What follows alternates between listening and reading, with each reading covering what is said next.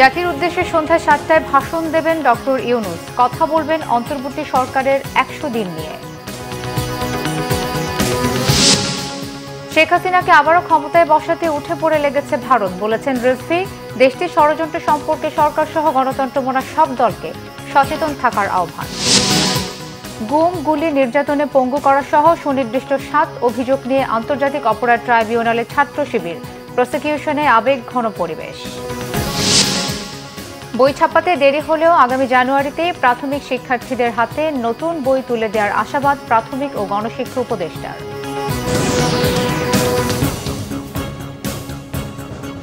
দেখছিলেন crown cement সংবাদ শিরোনাম। সন্ধ্যা ৭টায় জাতির উদ্দেশ্যে ভাষণ দেবেন অন্তর্বর্তী সরকারের প্রধান উপদেষ্টা অধ্যাপক ডক্টর মোহাম্মদ ইউনূস। সরকারের ১০০ দিন পূর্তি উপলক্ষে তিনি এই ভাষণ দেবেন।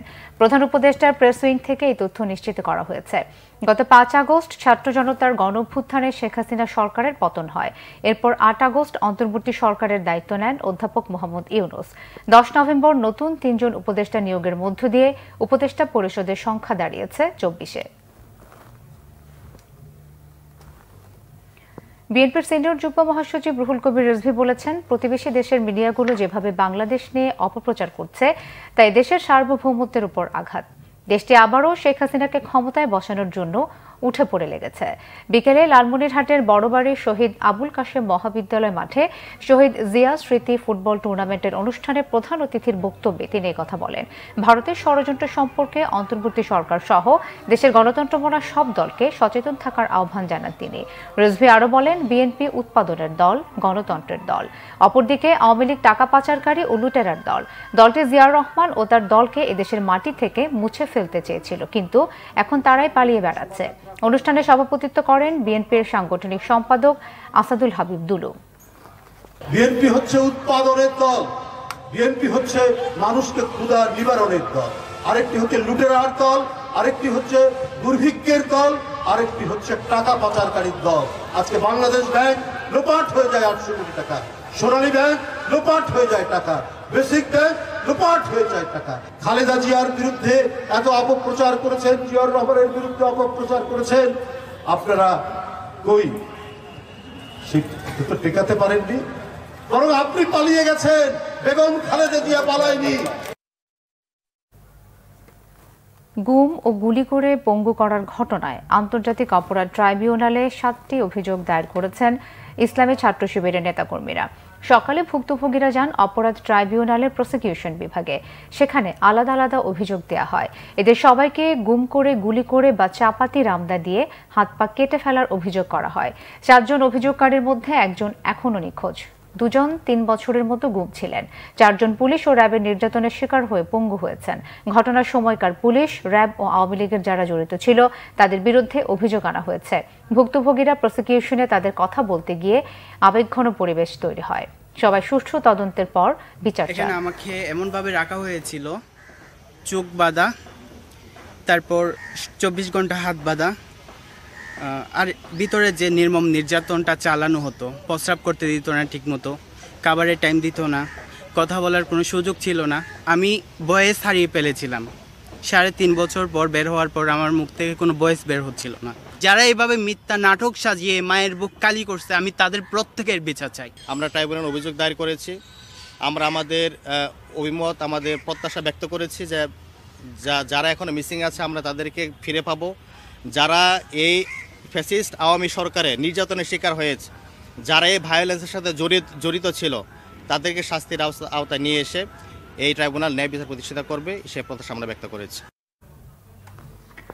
একটি সুন্দর বাংলাদেশ গড়তে যতটুকু সংস্কার প্রয়োজন তা নিয়ে কাজ করছে অন্তর্বর্তী সরকার, জানিয়েছেন প্রাণী সম্পদ উপদেষ্টা ফরিদ আক্তার।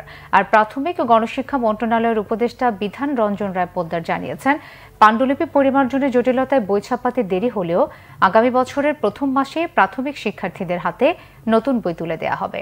মৎস্য প্রাণী সম্পদ উপদেষ্টা ফরিদ আক্তার বলেন, ছাত্র জনতার রক্তের উপর দিয়ে গঠিত অন্তর্বর্তী সরকারকে নিয়ে হেলাফেলা করা যায় না। জনগণের নির্বাচিত প্রতিনিধিদের নিয়ে যাতে ভালো একটি সরকার গঠন হতে পারে সেই পরিবেশ তৈরির কাজ চলছে। নিজেদের ইচ্ছেমতো কিছু হচ্ছে না। দুপুরে ব্রাহ্মণবাড়িয়ায় আন্তঃস্কুল বিজ্ঞান উৎসবে সাংবাদিকদের তিনি এসব কথা বলেন। এদিকে সকালে সিলেটের বিভাগীয় কমিশনারের কার্যালয়ে বিভাগীয় পর্যায়ের কর্মকর্তাদের সাথে মত বিনিময় করেন শিক্ষা উপদেষ্টা। তিনি বলেন, সরকারের সফলতা নির্ভর করে জনগণের সহযোগিতা ও সমর্থনের উপর। প্রাথমিক সহকারী শিক্ষকদের চাকরির ক্ষেত্রে 10ম গ্রেড দাবি বাস্তবসম্মত নয় বলেও মনে করেন তিনি।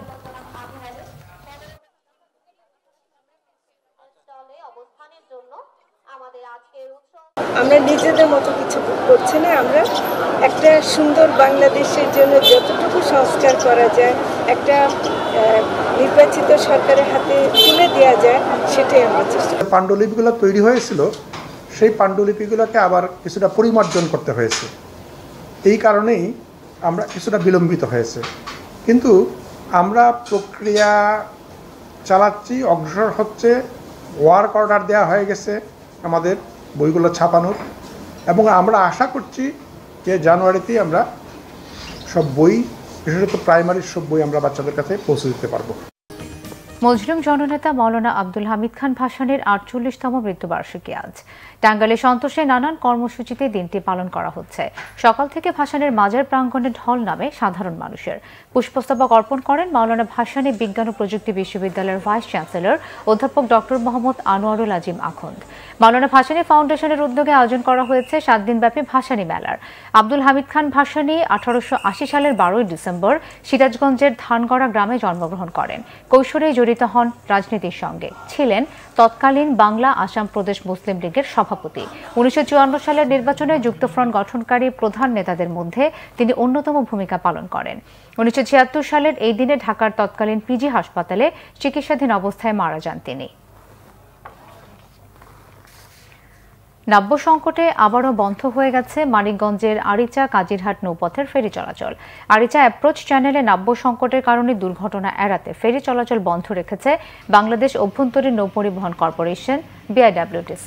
শনিবার সন্ধ্যা 6টা থেকে এই রুটে ফেরি চলাচল বন্ধ করে দেওয়া হয়। চলতি মাসে তৃতীয়বারের মতো এই রুটে ফেরি চলাচল বন্ধ করা হলো। নাব্য সংকটের কারণে এই রুটে যাত্রী ও পণ্য পরিবহনও ব্যাহত হচ্ছে। আটকা পড়েছে পণ্যবাহী ট্রাক। প্রভাব পড়েছে এই অঞ্চলের ব্যবসা বাণিজ্য ও যোগাযোগে।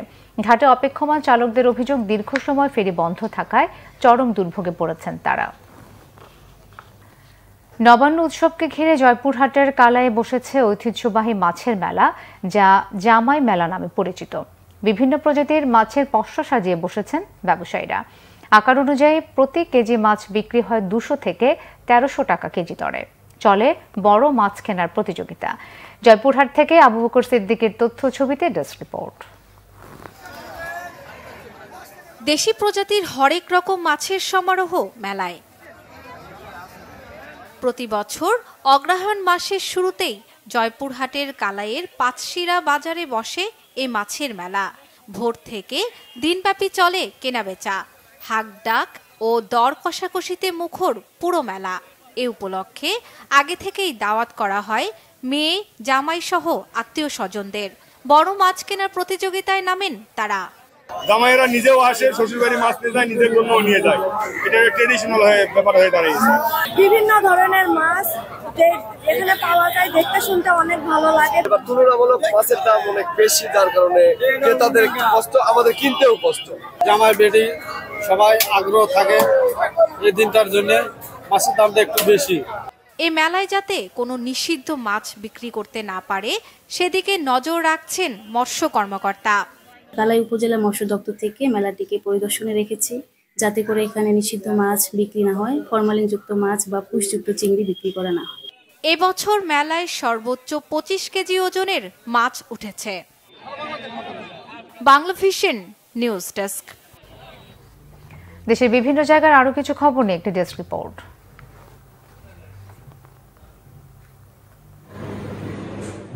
ময়মনসিংহে বাংলাদেশ পরমাণু কৃষি গবেষণা ইনস্টিটিউট বিনার বার্ষিক গবেষণা পর্যালোচনা কর্মশালা হয়েছে। কনফারেন্স হলে এতে প্রধান অতিথি ছিলেন কৃষি সচিব ডক্টর মোহাম্মদ এমদাদুল্লাহ মিয়া। জাতীয় বিপ্লব ও সংহতি দিবস উপলক্ষে জনসভা করেছে নরসিংদীতে মনোহরদী উপজেলার গোতাশিয়া ইউনিয়ন বিএনপি। গোতাশিয়া উচ্চ বিদ্যালয় মাঠে এতে বক্তব্য রাখেন জেলা বিএনপির যুগ্ম আহ্বায়ক Sardar Sakhawat Hossain Bakul. Khagrachhari region cup football tournament উপলক্ষে স্টেডিয়াম পরিদর্শন করেছেন সেনাবাহিনীর খাগড়াছড়ি রিজনের commander brigadier general Sharif Mohammad Aman Hasan. এ সময় তিনি বলেন, পাহাড়ে বসবাসরত মানুষের মধ্যে সম্প্রীতির বন্ধন সুদৃঢ় হলে পাহাড়ের সার্বিক উন্নয়ন হবে। পাশাপাশি খেলাধুলা ও সংস্কৃতির মধ্য দিয়ে পাহাড়ি বাঙালির মধ্যে ঐক্য আরও বাড়বে। রংপুরের ঐতিহ্যবাহী শিক্ষা প্রতিষ্ঠান border guard public school and কলেজে নবীনবরণ ও সাংস্কৃতিক অনুষ্ঠান হয়েছে। এতে প্রধান অতিথি ছিলেন border guard Rangpur region commander ও অতিরিক্ত মহাপরিচালক brigadier general SM Jahidur Rahman. Rangpur মেডিকেলের স্বাভাবিক পরিবেশ ফিরিয়ে আনতে পরিষ্কার পরিচ্ছন্নতা অভিযান শুরু করেছে ন্যাশনাল ডাক্তার ফোরাম। উদ্বোধন করেন হাসপাতালের উপপরিচালক ডাক্তার মেজবা আহমেদ। সাতক্ষীরার কালীগঞ্জে সাম্য ও মানবিক সমাজ বিনির্মাণে জনসভা হয়েছে। উপজেলা বিএনপির আয়োজনে কালীগঞ্জ ব্রিজ সংলগ্ন এলাকায় সভায় প্রধান অতিথি ছিলেন বিএনপির জাতীয় নির্বাহী কমিটির সদস্য কাজী মোহাম্মদ আলাউদ্দিন। জয়পুরহাটে জেলা সমন্বয় কমিটির মাসিক সভা হয়েছে। নিজ সম্মেলন কক্ষে জেলা প্রশাসক আফরোজা আক্তার চৌধুরীর সভাপতিত্বে এতে বক্তব্য রাখেন জেলা police super Mamun Khan Chishti, civil surgeon doctor Ruhul Amin ও প্রেস ক্লাবের সভাপতি আবু বকর সিদ্দিক সহ প্রশাসনের বিভিন্ন দপ্তরের প্রধান। বিএনপি নেতাদের জড়িয়ে অপপ্রচারের অভিযোগ এনে তার প্রতিবাদে সংবাদ সম্মেলন হয়েছে। নোয়াখালীতে বাংলাবাজারের মুছারপুর ইউনিয়ন বিএনপি কার্যালয়ে এতে বক্তব্য দেন ইউনিয়ন বিএনপির সভাপতি হাফেজ আব্দুল হক শাহজাহান। নবান্ন উৎসব হয়েছে কুড়িগ্রামের উলিপুরে। বাংলাদেশে ভাওয়াইয়া একাডেমির সম্মেলন কক্ষে জগৎপতি বর্মার সভাপতিত্বে এতে বক্তব্য রাখেন শিক্ষক ও সাংবাদিক শফিকুল ইসলাম বেবু, শিক্ষক দাওয়ান এনামুল হক সহ অন্যরা। সাভারে শেষ হয়েছে ইয়াজউদ্দিন সরকার স্মৃতি মিনিবার ফুটবল নাইট টুর্নামেন্ট। উপজেলার পূর্বহাটি এলাকায় টুর্নামেন্টের চূড়ান্ত পর্বে সাভার CF দলকে 3-1 গোলে হারিয়ে চ্যাম্পিয়ন হয় আমিনবাজার FC দল। পুরস্কার বিতরণ করেন সাভার উপজেলা বিএনপির সাবেক সভাপতি Jamal Uddin Sarkar. Naznin Akter, Bangla vision news desk. সংবাদ শেষ করব ক্রাউন সিমেন্ট শিরোনামগুলো আরো একবার জানিয়ে। জাতির উদ্দেশ্যে সন্ধ্যা 7টায় ভাষণ দেবেন ডক্টর ইউনূস। কথা বলবেন অন্তর্বর্তী সরকারের 100 দিন নিয়ে। শেখ হাসিনাকে আবারও ক্ষমতায় বসাতে উঠে পড়ে লেগেছে ভারত, বলেছেন রিজভী। দেশটির ষড়যন্ত্র সম্পর্কে সরকার সহ গণতন্ত্র মনা সব দলকে সচেতন থাকার আহ্বান। গুম, গুলি, নির্যাতনে পঙ্গু করা সহ সুনির্দিষ্ট 7 অভিযোগ নিয়ে আন্তর্জাতিক অপরাধ ট্রাইব্যুনালে ছাত্র শিবির। প্রসিকিউশনে আবেগ ঘন পরিবেশ। বই ছাপাতে দেরি হলেও আগামী জানুয়ারিতে প্রাথমিক শিক্ষার্থীদের হাতে নতুন বই তুলে দেওয়ার আশাবাদ প্রাথমিক ও গণশিক্ষা উপদেষ্টার। এই ছিল এখনকার মতো। পরের সংবাদ সন্ধ্যা 7:30টায় দেখার আমন্ত্রণ রইল। এছাড়াও বাংলা ভিশন সংবাদ ও সংবাদ সংশ্লিষ্ট অনুষ্ঠান দেখতে ভিজিট করুন www.bvnews24.com ও facebook.com/banglavisionnews এবং সাবস্ক্রাইব করুন youtube.com/banglavisionnews। ধন্যবাদ।